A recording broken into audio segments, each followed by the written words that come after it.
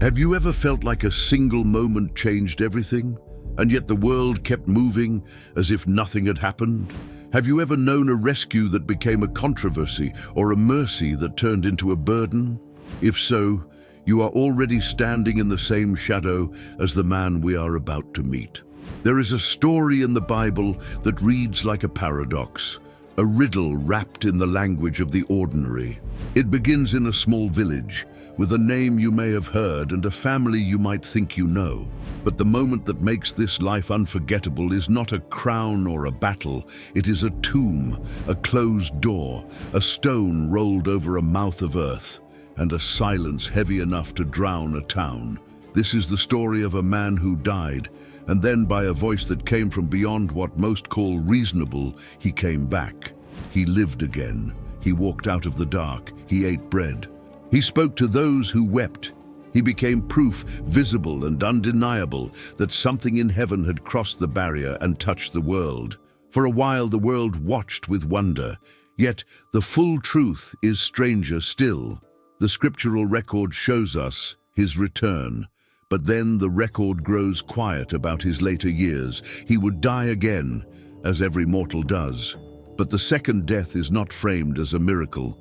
It is almost whispered, unremarked. He is a man who experienced death twice in one lifetime, once as a sign and once as a silence. And that fact raises a question that will not let us go.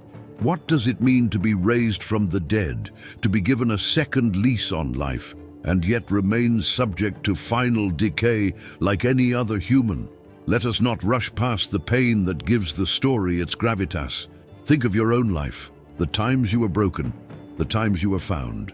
Imagine a friend lost to illness and the slow trade of hope for resignation. Then imagine unexpectedly the door opening, someone calling your name, the impossible return. The town erupts, hearts change, faith stirs. But then imagine the aftermath, the glare of attention, the questions, the threats, the way a miracle places a person under a light that never truly goes out. How would you live with that? How would you reconcile the miracle you carry with the ordinary vulnerability you cannot escape? This is the terrain of our story. It is not merely curiosity or a macabre fascination with death. It is about identity, testimony, and the cost of being a living sign. It is about what happens when heaven breaks into a small village and leaves a man on the other side who cannot be comfortably categorized. For some, he is a proof of hope. For others, a problem to be silenced.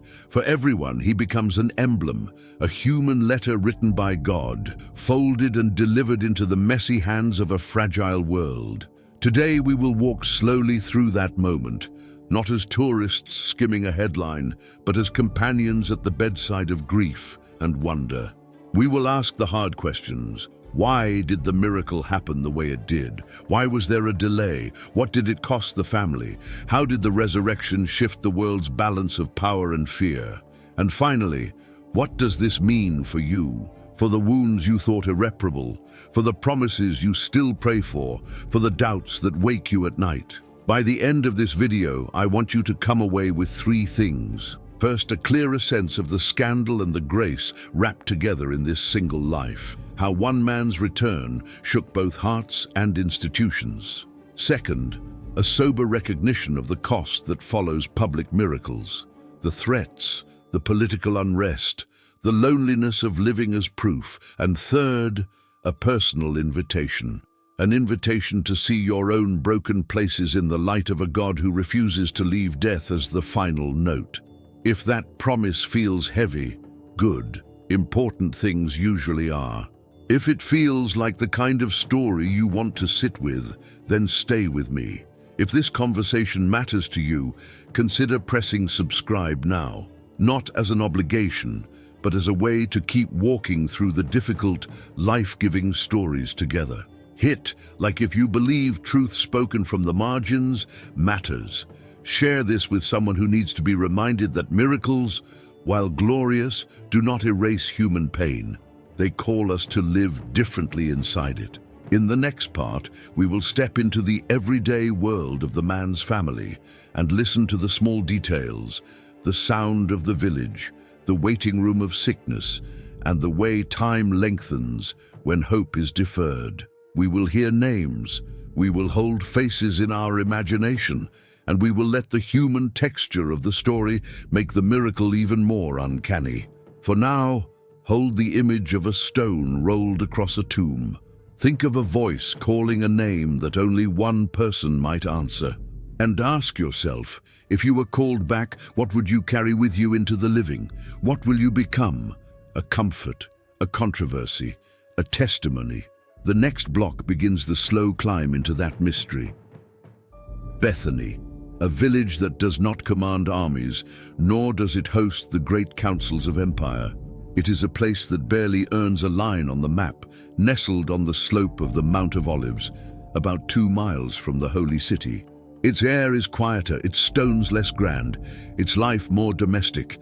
The world of Bethany is small, but it is precisely within the small that the Eternal often chooses to speak. Here we find a household, 2 sisters and a brother. Their names are familiar: Mary, Martha, and Lazarus. And unlike so many biblical figures known for conquest or prophecy, this trio is known for something gentler, almost ordinary: hospitality. They are friends of Jesus. Their home becomes a refuge, a table where he rests, a place where conversation stretches long into the night. Imagine the warmth of a family where laughter rings, where bread is shared, where the teacher is not a distant figure, but a guest who knows your names. This is their ordinary world: meals prepared with care, conversations by lamplight, the rhythms of village life, drawing water, tending fields, mending garments. A fragile, tender kind of stability.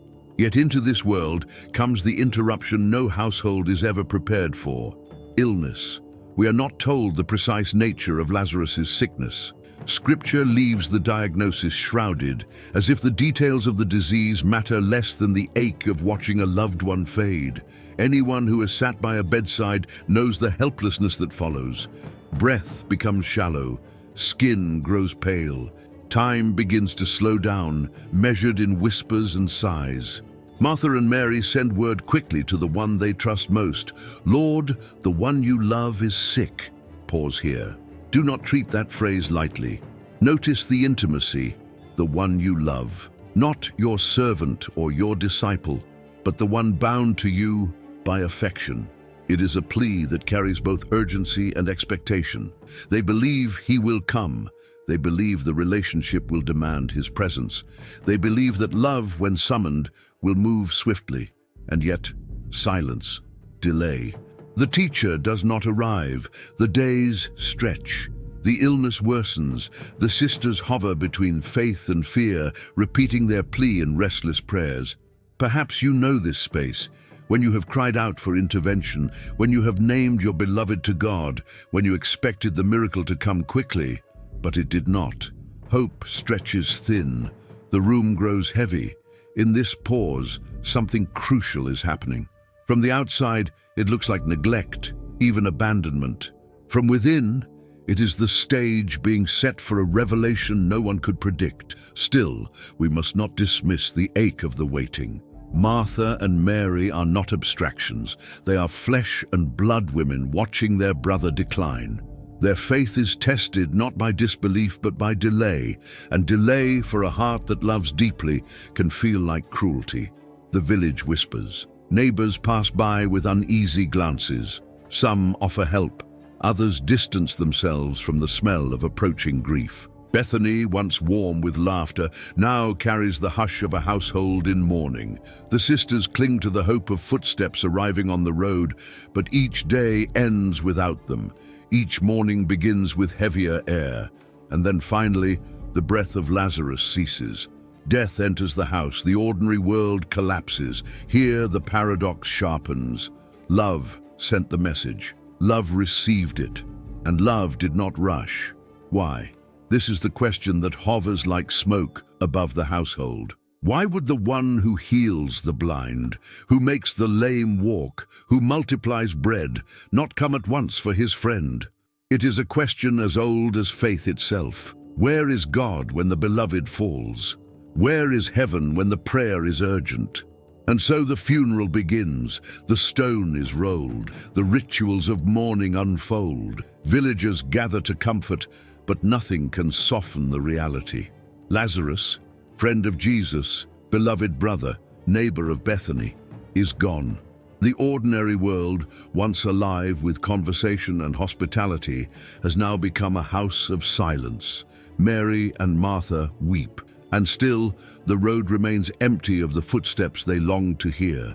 If you listen closely, you will sense the mirror this holds for us. How often do our prayers feel delayed? How often does silence seem louder than love? How many graves of dreams, of relationships, of health have we stood before, wondering why help did not arrive sooner? This is where Bethany's story ceases to be distant history and begins to echo our own. The sister's house becomes a mirror of our waiting, our longing, our unanswered pleas. And this is the pivot, the silence is not the end. The story does not conclude in despair. Instead, it deepens. Because when love delays, it is not from neglect but from purpose. Something is unfolding that neither sisters nor neighbors can yet see. In the next block, we will trace the footsteps of the one who finally begins the journey to Bethany. We will watch how his timing, strange, unsettling, even offensive, becomes the very key that unlocks the greater revelation. For now, hold the image, a village wrapped in grief, two sisters crushed under the weight of absence, a stone sealing the tomb, and in that silence, a truth hidden. Sometimes the greatest revelations begin in the moments when heaven seems most absent. The road into Bethany is no longer quiet. The village has already been pierced by sorrow, and now the arrival of Jesus stirs the embers of both hope and anger. Word spreads quickly. The teacher is coming. For some, this news cracks open the possibility of comfort. For others, it feels too late, an insult arriving after the fact. Martha, ever the one to move first, hears the report and does not wait. She rises from the mourning circle, her garment still marked with grief, and strides toward the road. There is an urgency in her steps, but also the weight of accusation pressing against her chest. When she sees him, the words spill out raw, without ceremony. "Lord, if you had been here, my brother would not have died." Do not let the simplicity of that sentence fool you. It is the cry of every believer who has ever felt betrayed by divine timing. It is the question at the heart of human faith. Where were you when it mattered most? Yet, even in her ache, Martha clings to a thread.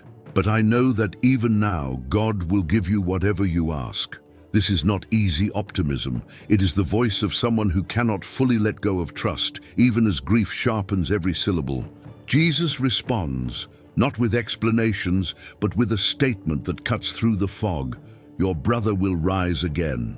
Martha, steeped in the teachings of Israel, nods dutifully. She recites the doctrine she knows. "I know he will rise again in the resurrection at the last day." She imagines a distant hope, cosmic and far away, comfort postponed to eternity. But Jesus presses closer. He brings eternity into the present. "I am the resurrection and the life. The one who believes in me will live, even though they die. And whoever lives by believing in me will never die." Do you believe this? This is the pivot of the entire narrative. Resurrection is no longer a theory, no longer a doctrine filed away for the end of time. Resurrection is standing on the road, dust on his sandals, grief in his own eyes. It is not only what he does, it is who he is. The future has broken into the present. The eternal has stepped into Bethany. Martha's voice trembles, but she answers with faith that still surprises. "Yes, Lord, I believe that you are the Messiah, the Son of God, who is to come into the world." In the ashes of loss, she speaks the kind of confession that crowns the Gospels, not from a throne or a battlefield, but from the side of a fresh grave. Yet, the confrontation is not finished. Martha leaves to call her sister. Mary comes, and the scene shifts in tone. Unlike Martha, Mary does not begin with confession. She falls at his feet, her tears spilling into the dust, and repeats the same words of blame.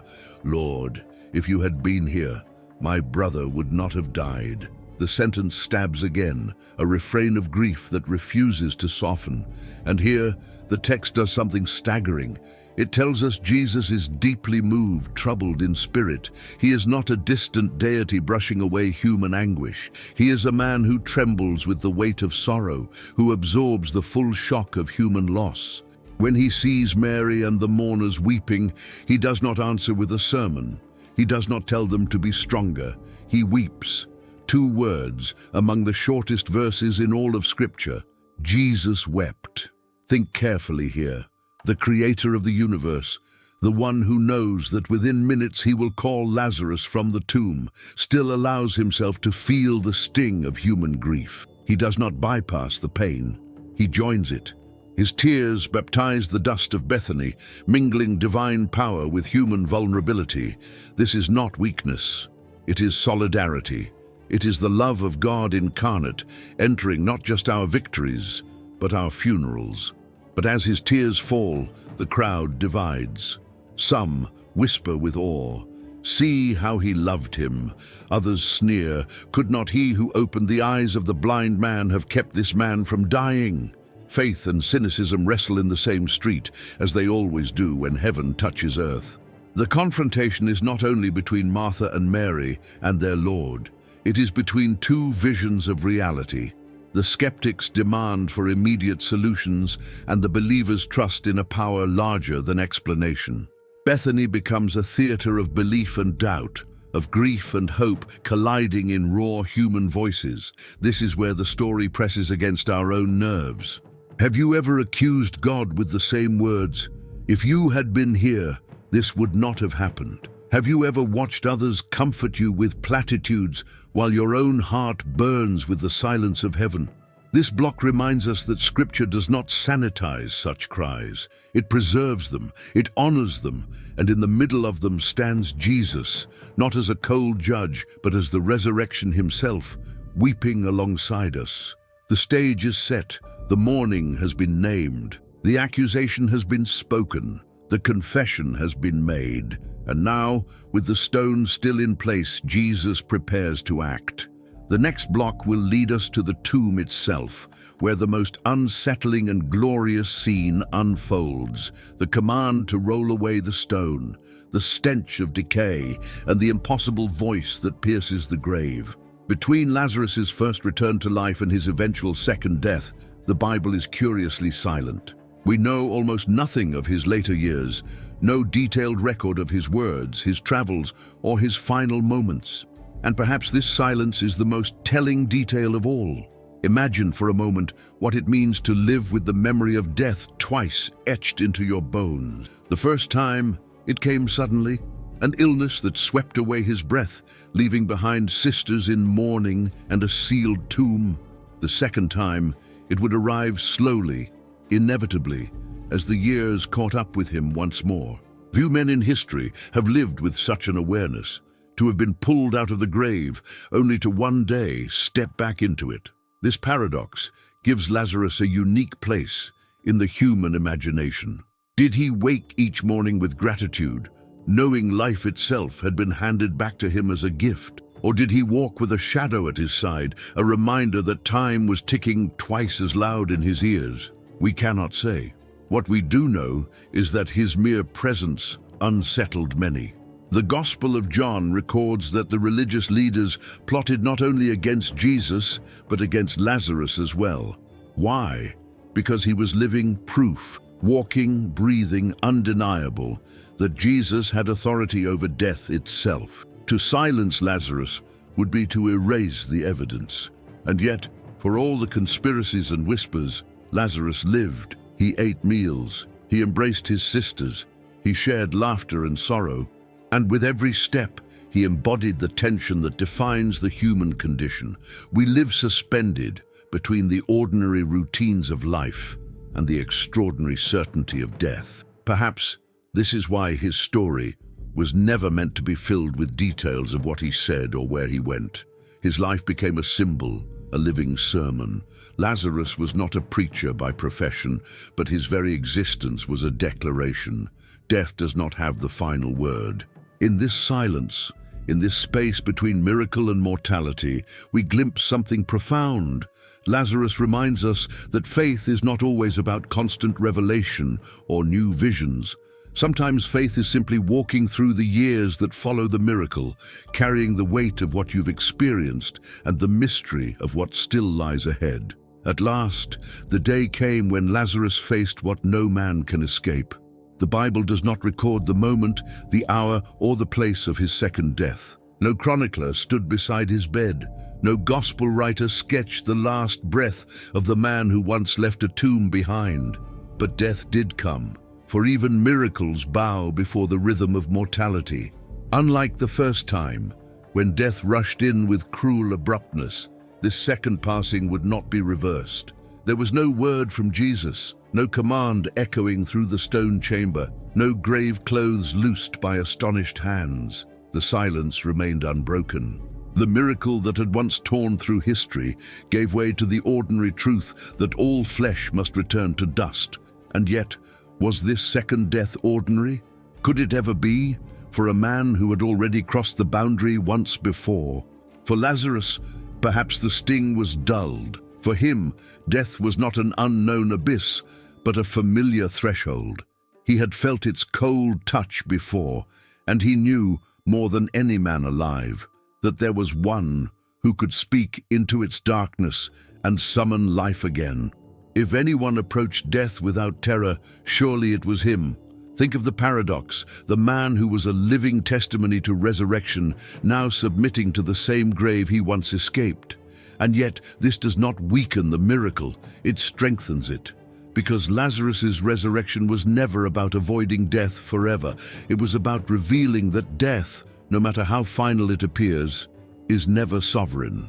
It was proof in the flesh that there exists a power greater than the grave, and that power dwells not in man, but in God.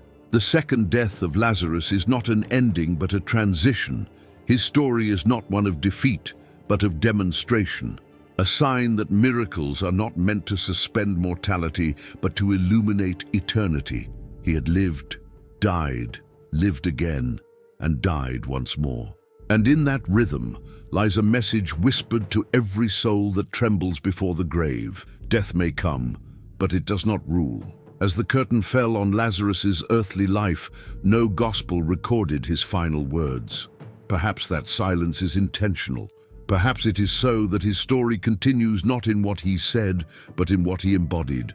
A man who bore witness that death itself can be broken, and who walked twice across its threshold to prove it. After Lazarus's second death, his life became more than history. It became a mirror for every human soul wrestling with the inevitability of mortality.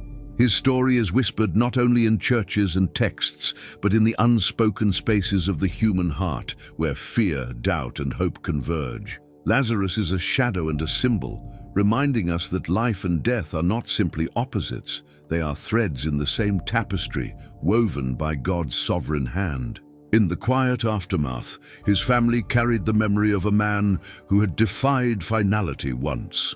Imagine Mary and Martha walking through the streets of Bethany, telling neighbors, "He lived, and then he lived again." Their voices trembled not merely with pride, but with awe, for the world itself had not understood what they had witnessed. And here lies a truth that resonates through time. Miracles are disruptive. They unsettle, challenge, and provoke questions that the world often refuses to answer. Lazarus's life and his second death stood as a permanent reminder that God's ways are beyond human comprehension, yet intimately intertwined with our existence. For the modern believer, the story reaches into the present. Each of us faces a first death in our lives, the loss of dreams, relationships, or the innocence of hope. Some of us even experience figurative resurrections, moments where God restores what seemed lost beyond repair. And still, we must walk the ordinary path, knowing that mortality is real and that second death, the ultimate separation from life, will one day touch us all. Lazarus shows that fear need not dominate our journey. What he lived through teaches that even when life's finality approaches, faith transforms the waiting shadow into a witness and despair into anticipation. Lazarus becomes then both emblem and teacher. His story bridges human fragility and divine power. Through his resurrection, we glimpse hope, the kind of hope that does not erase suffering but redefines it. Through his second death, we learn humility, the recognition that life, miraculous as it may be, ultimately belongs to God. And in the tension between these events, we are called to reflect. How do we live knowing death is certain, but God's power is eternal? How do we carry hope into the silence of our own tombs, literal or metaphorical? Thus, Lazarus's life invites us into a rhythm of faith, courage, and surrender. It asks us to embrace the tension between what we see and what we trust, between what the world explains and what God reveals. His story is a lantern in the darkness, illuminating a path that transcends human fear and opens the eyes of the soul to eternity. Lazarus's story does not end with his final breath. It extends across time, speaking to every generation that has wrestled with fear, loss, and the mystery of life and death. His life and his deaths remain a message carved into the consciousness of humanity, that God's power transcends what we call finality. His resurrection was not a singular spectacle for a small village. It was a declaration for all who would come after him. It is a reminder that God's intervention is real, tangible, and often incomprehensible to the human mind. The world may have failed to understand Lazarus. Historians, theologians, and skeptics alike have tried to rationalize, explain, or dismiss the miracle. Yet their explanations fall short because the essence of this story is spiritual, not merely historical. Lazarus teaches us that faith is not about controlling outcomes or preventing death, but about trusting in the presence and timing of God, even when reality defies all logic. Every person who reads his story, every soul that ponders the mystery of his resurrection, is invited into a profound reflection. Life is fragile, death is inevitable, but God's promises endure. And for the modern believer, the story of Lazarus becomes intensely personal. Perhaps you have faced a situation that felt like a tomb, a relationship lost, a dream deferred, a hope buried under the weight of disappointment. Like Lazarus, you may feel that the world cannot explain your pain, that no one truly sees your struggle. Yet this story whispers to your heart that God sees, God intervenes, God restores. And even in the final moments, when the world offers no answer, God's eternal plan unfolds beyond human sight. Lazarus' life also challenges the way we think about our own mortality. To live fully is to carry the awareness of death without surrendering to despair. To trust fully is to recognize that miracles may not always be spectacular. They may be subtle, unfolding in small acts of grace, in quiet recoveries of hope, in the daily renewal of faith. And when our time comes, we may also face the final curtain. But just as Lazarus' resurrection demonstrated God's ultimate authority, so too can our lives reflect a testimony of hope, courage, and obedience that outlives the limits of our mortal years. In the shadow of his story lies an invitation to live intentionally, to trust deeply, and to embrace the extraordinary within the ordinary. Lazarus' journey is not merely an ancient tale. It is a mirror for every life willing to walk in faith. Through him, we see that even the deadliest silence, the tomb, the void, the unanswered prayer, can be transformed by God's intervention. His legacy endures not in what the world understood, but in the eternal lesson that life, faith, and divine purpose are inseparable, and that even death itself bows to the author of life. Now, as we stand at the threshold of Lazarus' story, the echoes of his life and deaths reach into our own lives with a force that cannot be ignored. This is not merely history, it is a challenge. It asks, how will you face your own tombs? How will you confront the shadows of despair, the weight of unanswered prayers, the loss that feels irreversible? Lazarus' life is a mirror, reflecting the reality that even when death or any form of ultimate failure comes knocking, God's presence can rewrite the ending. This story compels us to act, not in reckless defiance of reality, but in the quiet courage of faith. It urges us to trust, to hope, and to live fully even when circumstances seem final. Perhaps you are walking through your own figurative tomb right now: financial ruin, broken relationships, illness, betrayal. The world may see only the darkness, but God sees the unseen.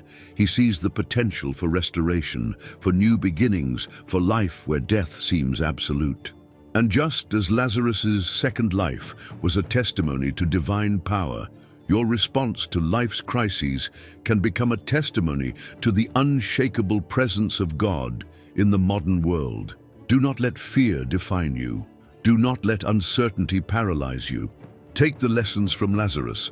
Life is precious, miracles are real, and divine intervention often comes in ways that surpass human logic. You may not witness a dramatic return from a tomb, but in the quiet victories, in the restoration of hope, in the moments when courage outshines despair, the miracle is happening. Your life itself can be a living testament to God's power, mercy, and timing. And as you move forward, remember this: the second death did not erase Lazarus's impact. His story continues to shape hearts, inspire faith, and confront the skeptics of every age. So too, your life has the potential to influence others, to bear witness to hope, and to embody resilience. Take courage in knowing that even when life's endings seem unavoidable, God's hand is at work, crafting a narrative that defies expectation, transforms pain, and writes eternity into the ordinary. Now ask yourself, how will you live in the shadow of death, yet walk in the light of God's promise? How will you, like Lazarus, embrace life fully, trust wholly, and become a testimony of divine power to a world that struggles to believe? This is the challenge of faith, to recognize that even in endings, God is writing beginnings, and your life, your choices, your courage can become the next chapter in a story far greater than yourself. So take this story into your heart, reflect, act, trust, and let the life of Lazarus inspire you to live boldly, to hope fearlessly, and to walk with the certainty that God's power extends beyond the grave, into your life, into your trials, and into every shadow that seeks to claim your spirit.